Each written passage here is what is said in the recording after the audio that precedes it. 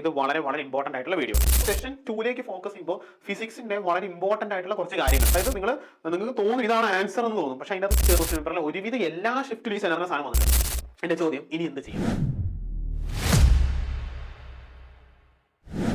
Hi everyone, welcome to code classes. അങ്ങനെ നമ്മുടെ ജനുവരി session 1 കഴിഞ്ഞ് ജനുവരി സെഷൻ 1ന്റെ റിസൾട്ടിന് നമ്മൾ വെയിറ്റിംഗ് ആണ്. ഏപ്രിൽ സെഷന്റെ രജിസ്ട്രേഷൻ സ്റ്റാർട്ട് ചെയ്തിരിക്കുകയാണ്.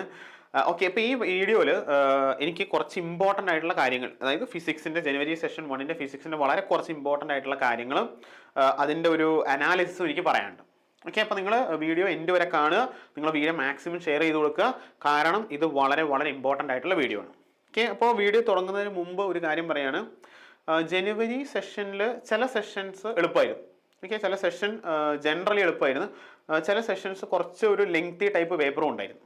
ഓക്കെ, അപ്പോൾ ആ ജനുവരി സെഷൻ എഴുതിയവർക്ക് ചില കുട്ടികൾ എന്നോട് വന്നിട്ട് ചോദിച്ചു, സാറേ ജനുവരി സെഷൻ ഞാൻ നന്നായിട്ട് പഠിച്ചിട്ട് എഴുതിയതാണ്, ഞാൻ ഇനി എന്ത് ചെയ്യും, അടുത്ത സെഷന് വേണ്ടി ഞാൻ അറ്റൻഡ് ചെയ്യണോ, അല്ലെങ്കിൽ ഞാൻ ഇനി അടുത്ത സെഷന് വേണ്ടി എന്ത് ചെയ്യണം, ഫിസിക്സിൻ്റെ കേസിൽ ഞാൻ എന്ത് ചെയ്യണം, വളരെ ഡിപ്രസ്ഡ് ആണ്. ചിലർ അതേപോലെ തന്നെ ഞാൻ നന്നായിട്ട് അറ്റൻഡ് ചെയ്തിട്ടുണ്ട്, കുഴപ്പമില്ല, നല്ലൊരു പേഴ്സൻറ്റേജ് എക്സ്പെക്ട് ചെയ്യുന്നുണ്ട് എന്നുള്ള കുട്ടികളും ഉണ്ട്. ഓക്കെ, അപ്പോൾ എന്ത് തന്നെയാണെങ്കിലും സെഷൻ 1 തീർന്നിരിക്കുകയാണ്, നിങ്ങൾക്ക് ആ സെഷൻ 1ൻ്റെ അകത്ത് ഒന്നും ചെയ്യാനില്ല.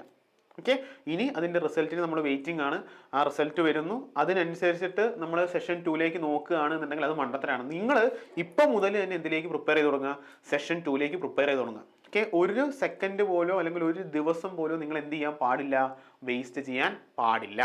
ഓക്കെ, അപ്പോൾ ചിലരുടെ സെഷൻ അറ്റംപ്റ്റ് നല്ല അറ്റംപ്റ്റ് ഉണ്ടാവും, ചിലരുടെ മോശം അറ്റംപ്റ്റ് ഉണ്ടാവും, ചിലരുടെ ആവറേജ് അറ്റംപ്റ്റ്. എന്ത് തന്നെയാണെന്നുണ്ടെങ്കിലും നിങ്ങൾ എങ്ങോട്ട് ഫോക്കസ് ചെയ്യുക?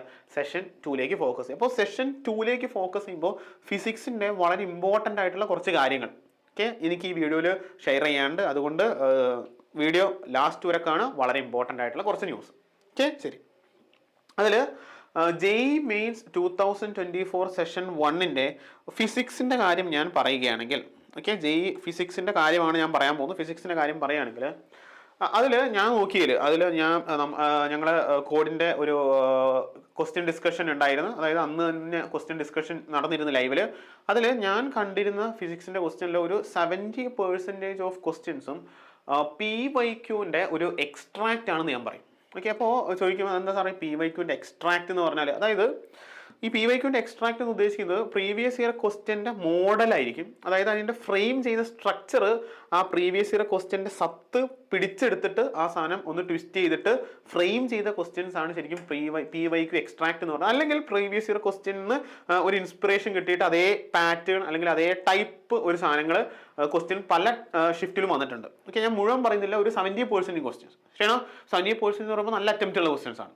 ശരിയാണോ? അതായത് നിങ്ങൾ പ്രീവിയസ് ഇയർ ക്വസ്റ്റ്യൻ്റെ ഇമ്പോർട്ടൻസ് എന്താണ് എന്ന് പറയാൻ വേണ്ടിയിട്ടാണ് ഞാൻ അത് അങ്ങനെ തന്നെ പറഞ്ഞത്. പ്രീവിയസ് ഇയർ ക്വസ്റ്റ്യൻസിൻ്റെ എക്സ്ട്രാക്റ്റ് ആണ്, അല്ലെങ്കിൽ അതിന് ഇൻസ്പയർഡ് ആണ്. ഓക്കെ, അത് എന്തുകൊണ്ടാണ് സാർ അങ്ങനെ പറയുന്നത്? ഞാൻ വഴിക്ക് പറയാം. ഓക്കെ, ശരി, നോക്കുക. അതിൽ തന്നെ ഞാൻ ക്വസ്റ്റ്യൻസിനെ ഒന്ന് ക്ലാസിഫൈ ചെയ്ത് നോക്കിയപ്പോഴേക്കും നേരിട്ട് ഫോർമുല കൊടുത്ത് ചെയ്യേണ്ട ക്വസ്റ്റ്യൻസ് ഉണ്ടായിരുന്നു, ഫോർമുല ബേസ്ഡ് ക്വസ്റ്റ്യൻസ് ഉണ്ടായിരുന്നു. ഓക്കെ, കോൺസെപ്റ്റ് ക്വസ്റ്റ്യൻസ് എന്ന് പറഞ്ഞാൽ സ്റ്റേറ്റ്മെന്റ് 1 ഉണ്ടാവും, സ്റ്റേറ്റ്മെന്റ് 2 ഉണ്ടാവും. അങ്ങനെ സ്റ്റേറ്റ്മെന്റ് 1 സ്റ്റേറ്റ്മെന്റ് 2 കൊടുത്തിട്ട് ഇതിൽ ബോത്ത് സ്റ്റേറ്റ്മെന്റ് ആർ ട്രൂ ആ ടൈപ്പ് ക്വസ്റ്റ്യൻസ് കോൺസെപ്റ്റ് ആയിട്ടുള്ള ക്വസ്റ്റ്യൻസും ഉണ്ട്.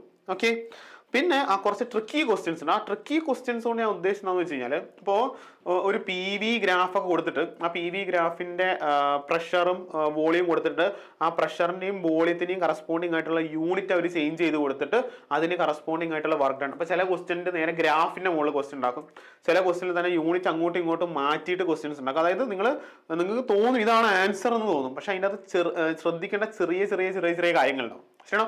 അങ്ങനത്തെ ക്വസ്റ്റ്യൻസിന് ഞാൻ ഉദ്ദേശിച്ച ട്രിക്കി ക്വസ്റ്റ്യൻസ്. ഓക്കെ, അതിന് പുറമെ അത് ഉറപ്പായിട്ടും ഉണ്ട്. ഡിഫിക്കൽട്ട് ആയിട്ടുള്ള ക്വസ്റ്റ്യൻസ് എന്ന് പറഞ്ഞാൽ ചിലപ്പോൾ അത് ലെങ്തി ആയിരിക്കും, അല്ലെങ്കിൽ കോൺസെപ്റ്റ് വളരെ ചെയ്തുണ്ടാക്കേണ്ടി വരും, അല്ലെങ്കിൽ ആലോചിക്കുക നന്നായിട്ട് ലോജിക് ഉപയോഗിച്ച് എടുക്കേണ്ട ക്വസ്റ്റ്യൻസും ഉണ്ട്. പക്ഷേ ഇതിൻ്റെ അകത്ത് ഈ ടൈപ്പ് ക്വസ്റ്റ്യൻസ് എന്തായാലും എല്ലാ പേപ്പറിലും ഉണ്ടായിരുന്നു. Okay, formula based questions, conceptual questions, tricky questions എല്ലാ പേപ്പറിലും ഉണ്ടായിരുന്നു, ഡിഫിക്കൽട്ട് ക്വസ്റ്റ്യൻസും ഉണ്ടായിരുന്നു. ഓക്കെ, പക്ഷേ ഞാൻ ഫോക്കസ് പറഞ്ഞത് formula based questions, conceptual questions, tricky questions. ഇതിൻ്റെ അർത്ഥം ഇന്നതാണ്. ഓക്കെ, അപ്പോൾ ചോദ്യം എന്താണ് സാർ ഈ പ്രീവിയസ് ഇയർ ക്വസ്റ്റ്യൻ കൊണ്ട് ഉദ്ദേശിച്ചത്? അതിലേക്ക് ഞാൻ വരികയാണ്. ഓക്കെ, നോക്കിക്കോളണേ. 2023 31 ജനുവരി ഫസ്റ്റ് ഷിഫ്റ്റിൻ്റെ ക്വസ്റ്റ്യൻ ആണത്. ഈ നോക്കൂ, സ്ക്രീനിൽ നോക്കിയാൽ കാണാൻ പറ്റും ഒരു 1000 വാട്ടർ ഡ്രോപ്ലെറ്റ്സ് സർഫസ് ടെൻഷൻ തന്നിട്ടുണ്ട്, റേഡിയസ് തന്നിട്ടുണ്ട്, combine to form a single drop. അങ്ങനെയാണെങ്കിൽ the process release the surface energy. Okay, ഇതേ ടൈപ്പ് ക്വസ്റ്റ്യൻ ഷിഫ്റ്റുകളിൽ വന്നിട്ടുണ്ട്. ഓക്കെ, മോർണിംഗ് ഷിഫ്റ്റിൽ ഈവൻ നെക്സ്റ്റ് ഷിഫ്റ്റിലൊക്കെ ആയിട്ട് ഇതേ ടൈപ്പ് ക്വസ്റ്റ്യൻ, അതായത് കമ്പൈൻ ചെയ്യുമ്പോൾ എനർജി റിലീസ് ചെയ്യുന്ന എത്രയാണ്, അല്ലെങ്കിൽ ഒരു ഡ്രോപ്പിന് സ്പ്ലിറ്റ് ചെയ്യുമ്പോൾ എനർജി റിലീസ് ചെയ്യുന്ന എത്രയാണ്, ഇങ്ങനത്തെ ഈ ടൈപ്പ്ഡ് ക്വസ്റ്റ്യൻ പല ഷിഫ്റ്റിലായിട്ട് വന്നിട്ടുണ്ട്. ഓക്കെ, നിങ്ങൾ പ്രീവിയസ് ഇയർ ക്വസ്റ്റ്യൻസ് നോക്കുമ്പോൾ ഈ ക്വസ്റ്റ്യൻ കാണും. അതുകൊണ്ട് പ്രീവിയസ് ഇയർ ക്വസ്റ്റ്യൻ വളരെ ഇമ്പോർട്ടൻ്റ് ആണ്. ഓക്കെ, വേറൊരു ക്വസ്റ്റ്യൻ നോക്കുക. 2021 വന്നൊരു ക്വസ്റ്റ്യൻ ഈ സെനറിൻ്റെ ആണ്. എനിക്ക് തോന്നുന്നത് ഞാൻ ചെയ്ത പ്രകാരമാണെന്നുണ്ടെങ്കിൽ മെമ്മറി ബേസ്ഡ് ക്വസ്റ്റ്യൻ പേപ്പറിൽ ഒരുവിധ എല്ലാ ഷിഫ്റ്റിലും ഈ സെനറിൻ്റെ സാധനം വന്നിട്ടുണ്ട്. ക്ഷണം, അതായത് സെനറിന്റെ വോൾട്ടേജ് വരും, അതിന്റെ അക്രോസ് ഉണ്ടാവുന്ന റെസിസ്റ്റർ, ആ റെസിസ്റ്ററിന്റെ അക്രോസ് ഉണ്ടാവുന്ന കറണ്ടോ, അല്ലെങ്കിൽ ഈ സെനർ കൂടി എത്ര പാസ് ചെയ്യുന്നുണ്ടോ, സെനറിന്റെ അകത്ത് എത്രയോ പവർ ഉണ്ടായിരുന്നു, അതിന്റെ മുകളിൽ ഉണ്ടാവുന്ന ക്വസ്റ്റ്യൻ. അപ്പൊ സെനർ എന്ന് പറയുന്ന ടോപ്പിക്കിന്റെ മുകളിൽ ഒരുവിധം എല്ലാ ഷിഫ്റ്റിലും ക്വസ്റ്റ്യൻസ് ഉണ്ടായിരുന്നു. അത് ഞാൻ നമ്മുടെ ലൈവിൽ പറഞ്ഞതാണ്. ഇതിനു മുമ്പ് നമ്മൾ നടന്നുകൊണ്ടിരുന്ന ക്ലാസ്സിൻ്റെ അകത്ത് പറഞ്ഞിരുന്നതാണ്, സെനർ നോക്കി പോകണം, സെമി കണ്ടക്ടർ നോക്കി പോകണം. ഓക്കെ, വളരെ ഇമ്പോർട്ടൻ്റ് ആയിട്ടുള്ള ഈ സാധനം വന്നിട്ടുണ്ട്. ഓക്കെ, ശരി, വേറെ ക്വസ്റ്റ്യൻ നോക്കുക. അതാ ഈ പ്രൊജക്ടൈലിന്റെ ക്വസ്റ്റ്യൻ്റെ തന്നെ 2 ടൈപ്പ് ആ ഷിഫ്റ്റിൽ. രാവിലത്തെ ഞാൻ ചെയ്ത ഓർമ്മയിൽ രാവിലത്തേലും വൈകിട്ടത്തേലും ഒക്കെ സാധനം വന്നിട്ടുണ്ട്. ഓക്കെ, അതായത് ഇങ്ങനെ പ്രൊജക്ട് ചെയ്യും. ഈ പ്രൊജക്ട് ചെയ്യുമ്പോൾ ഒരു പാർട്ടിക്കിൾ ഉണ്ടാവും. ആ പാർട്ടിക്കിളിന്റെ ഇവിടുത്തെ വെലോസിറ്റി, അതായത് ഏറ്റവും ടോപ്പ് മോസ്റ്റ് പോയിന്റിൽ ഒരു velocity with respect to origin, ആ വിത്ത് റെസ്പെക്ട് ടു ഒറിജിൻ എന്ത് കണ്ടുപിടിക്കുക, ആംഗുലാർ മൊമെന്റം കണ്ടുപിടിക്കുക എന്നുള്ള ക്വസ്റ്റ്യൻ. അപ്പോൾ ഇതേ ടൈപ്പ് ക്വസ്റ്റ്യൻ 2023 വന്നിട്ടുണ്ട്. ഓക്കെ, അപ്പോൾ ഇതേ ടൈപ്പ് എന്ന് പറഞ്ഞാൽ ഇതിൻ്റെ അകത്ത് ഒരു ചെറിയ പാറ്റേണിൽ ചേഞ്ച് എന്ന് വെച്ച് കഴിഞ്ഞാൽ ടൈം തന്നിട്ട് വിത്ത് റെസ്പെക്ട് ടു ഒറിജിനിൽ എന്ത് കണ്ടുപിടിക്കാനാണ് പറഞ്ഞിരിക്കുന്നത്, ആംഗുലാർ മൊമെന്റം കണ്ടുപിടിക്കാനാണ് പറഞ്ഞിരിക്കുന്നത്. ഓക്കെ, ആ ക്വസ്റ്റ്യൻ ഈ 2022 വന്നിരിക്കുന്ന ഈ ക്വസ്റ്റ്യൻ ഈ 2022 വന്നിരിക്കുന്ന ഈ ക്വസ്റ്റ്യൻ എൻ്റെ ഓർമ്മ ശരിയാണെന്നുണ്ടെങ്കിൽ 2 ഷിഫ്റ്റിലായിട്ട് ഈ ക്വസ്റ്റ്യൻ ഡിറ്റോ ഇതേ ടൈപ്പ് സാധനം വന്നിട്ടുണ്ട്. ഓക്കെ, 2022 വന്നിരിക്കുന്ന ഈ ക്വസ്റ്റ്യൻ അതേപോലെ തന്നെ 2 ഷിഫ്റ്റിൽ വന്നിട്ടുണ്ടായിരുന്നു, ആണല്ലോ. ശരി, പിന്നെ ഈ ക്വസ്റ്റ്യൻ ഈ ക്വസ്റ്റ്യനിൽ നിങ്ങൾ നോക്കുകയാണെന്നുണ്ടെങ്കിൽ വന്നിരുന്ന ക്വസ്റ്റ്യൻ ഇങ്ങനെ എന്തോ ആയിരുന്നു. ഓക്കെ, എൻ്റെ കറക്റ്റ് നമ്പർ എനിക്ക് ഓർമ്മയില്ല. ഇവിടെ ഒരു 1 ഓം, ഇവിടെ ഒരു 4 ഓം, ഇവിടെ ഒരു 2 ഓം, പിന്നെ ഇവിടെ ഒരു 6 ഓം, എന്നിട്ട് ഇവിടെ ഒരു വോൾട്ടേജ് ഉണ്ടായിരുന്നു 10 or 15 വോൾട്ട്, അങ്ങനെ എന്തോ ഒരു വോൾട്ടേജ് ഉണ്ടായിരുന്നു. ഇതിന്റെ അക്രോസ് ഒരു കപ്പാസിറ്റർ കണക്ട് ചെയ്തിട്ടുണ്ടായിരുന്നു. ആ കപ്പാസിറ്ററിൽ എന്തോ ചാർജ് എന്തോ ആയിരുന്നു ചോദ്യം വന്നിരുന്നത്. ഓക്കെ, പക്ഷേ ഈ ക്വസ്റ്റ്യൻ വന്നിരിക്കുന്നത് 2023 ശരിയല്ലേ? സെയിം ടൈപ്പ് സാധനം, അതിൻ്റെ അകത്ത് ചോദ്യം ചോദിച്ചിരിക്കുന്ന എനർജി സ്റ്റോർഡ് ആണ്. ശരിയാണോ? അപ്പൊ ഞാൻ ഇതാ പറഞ്ഞത്, ഇൻസ്പയർഡോ അല്ലെങ്കിൽ എക്സ്ട്രാക്റ്റോ. ശരിയാണോ? പ്രീവിയസ് ഇയർ ക്വസ്റ്റ്യൻസ് ചെയ്യുക എന്നുള്ളത് വളരെ ഇമ്പോർട്ടൻ്റ് ആണ്. ശരിയാണോ? അപ്പൊ നെക്സ്റ്റ് ഷിഫ്റ്റിന് മുമ്പായിട്ട് നിങ്ങളുടെ ഒരു 2021 അല്ലെങ്കിൽ 20 മുതലുള്ള എല്ലാ പ്രീവിയസ് ഇയർ ക്വസ്റ്റ്യൻസും ചാപ്റ്ററിൽ ചെയ്തു നോക്കുക. അത് വളരെ ഇമ്പോർട്ടൻ്റ് ആണ്. കാരണം ഇതാണ്, ഇപ്പം നിങ്ങൾ വിചാരിക്കും ഈ ക്വസ്റ്റ്യൻസ് ആദ്യമായിട്ടാണ് എക്സാമിന് കണ്ടിട്ടുള്ളതെന്നുണ്ടെങ്കിൽ ഓട്ടോമാറ്റിക്കായിട്ട് നിങ്ങൾ പ്രീവിയസ് ഇയർ ക്വസ്റ്റ്യൻ ചെയ്തവർക്ക് അതിൻ്റെ ഒരു ബെനിഫിറ്റ് ഉണ്ടാവും. കാര്യം മനസ്സിലാവുന്നുണ്ട് എന്ന് ഞാൻ വിചാരിക്കുന്നു. ഓക്കെ, ശരി, അങ്ങനെയാണെന്നുണ്ടെങ്കിൽ എൻ്റെ ചോദ്യം, നിങ്ങളത് ബാഡ് അറ്റംപ്റ്റ് ആയിരുന്നു. ഓക്കെ, അപ്പോൾ ബാഡ് അറ്റംപ്റ്റ് ആണ് എന്ന് നിങ്ങൾ മനസ്സിലാക്കുക, നിങ്ങൾക്ക് തിരിയാണ് എന്നുണ്ടെങ്കിൽ അതിൻ്റെ അകത്ത് ഒരേ ഒരു കാര്യമുള്ളൂ. ഒന്നാമത് പ്രാക്ടീസ്. ശരിയാണോ? പ്രീവിയസ് ഇയർ ക്വസ്റ്റ്യൻസ് അല്ലെങ്കിൽ ടൈപ്പ്ഡ് പാറ്റേൺ നിങ്ങൾക്ക് അറിയില്ല എന്നുണ്ടെങ്കിൽ നിങ്ങളുടെ പ്രാക്ടീസ് വളരെ കുറവാണ്. ശരിയാണോ? ആ പ്രാക്ടീസ് ഇല്ലാത്തത് കൊണ്ട് പ്രാക്ടീസ് ആരാണോ ചെയ്യുന്നത് അദ്ദേഹത്തിൻ്റെ അല്ലെങ്കിൽ ആ കുട്ടീൻ്റെ റാങ്ക് ഒരുപാട് മുന്നോട്ട് വരും. ശരിയാണോ? അപ്പോൾ ഇത് വളരെ ഇമ്പോർട്ടൻ്റ് ആയിട്ടുള്ള കാര്യമാണ് പ്രാക്ടീസ് ചെയ്ത് കഴിഞ്ഞാലേ, ക്വസ്റ്റ്യൻസ് പ്രാക്ടീസ് ചെയ്താലേ അടുത്ത സെഷനിൽ നിങ്ങൾക്ക് കുറച്ചും കൂടി എളുപ്പമായിട്ട് എക്സാം അറ്റൻഡ് ചെയ്യാൻ പറ്റുള്ളൂ. ഓക്കെ, പിന്നെ ഇപ്പോൾ +2 കുട്ടികളാണ്, ബോർഡ് എക്സാമിൻ്റെ ഒക്കെ ആണെങ്കിൽ ഇതിൻ്റെ റിവിഷൻ, അതായത് നിങ്ങൾ ചിലപ്പോൾ പ്രാക്ടിക്കലിൻ്റെ ഒക്കെ തിരക്കിലായിരിക്കും. ഓക്കെ, അപ്പോൾ അടുത്ത സെഷന് മുമ്പ് ഉറപ്പായിട്ടും എല്ലാ ചാപ്റ്ററിൻ്റെയും റിവിഷൻ നടന്നിരിക്കണം. ശരിയാണോ? അപ്പോൾ 2 കാര്യങ്ങൾ ഓർത്ത് വയ്ക്കുക. പ്രാക്ടീസാണ് ഫസ്റ്റ് കാര്യം, പിന്നെ എല്ലാ ചാപ്റ്ററിൻ്റെ അകത്തു കൂടിയും പോയിട്ടുണ്ടാവണം. ശരിയാണോ? അപ്പോൾ റിവിഷനും പ്രാക്ടീസും അത് വളരെ ഇമ്പോർട്ടൻ്റ് ആണ്. ആ വളരെ ഇമ്പോർട്ടൻ്റ് ആയിട്ടുള്ള അത് ചെയ്ത് തീർത്ത് കഴിഞ്ഞാൽ ഓട്ടോമാറ്റിക്കായിട്ട് നിങ്ങളുടെ അടുത്ത സെഷൻ കുറച്ചും കൂടി എളുപ്പമായിരിക്കും. നല്ലൊരു അറ്റംപ്റ്റ് നിങ്ങൾക്ക് നടത്താൻ പറ്റും. ഓക്കെ, അങ്ങനെയാണെങ്കിൽ എൻ്റെ ചോദ്യം, ഇനി എന്ത് ചെയ്യാം? ഓക്കെ, നിങ്ങളുടെ ബാഡ് അറ്റംപ്റ്റ് ആയിരിക്കാം, അല്ലെങ്കിൽ ഒരു ആവറേജ് അറ്റംപ്റ്റ് ആയിരിക്കാം, നല്ല അറ്റംപ്റ്റ് ആയിരിക്കാം. ശരിയാണോ? ഇനി എങ്ങോട്ടാണ് നിങ്ങളുടെ ഫോക്കസ് വരേണ്ടത്? പക്ഷേ അതിന് ഒരേ ഒരു ആൻസർ മാത്രമേ ഉള്ളൂ. നിങ്ങളുടെ ഫോക്കസ് എങ്ങോട്ട് വരണം?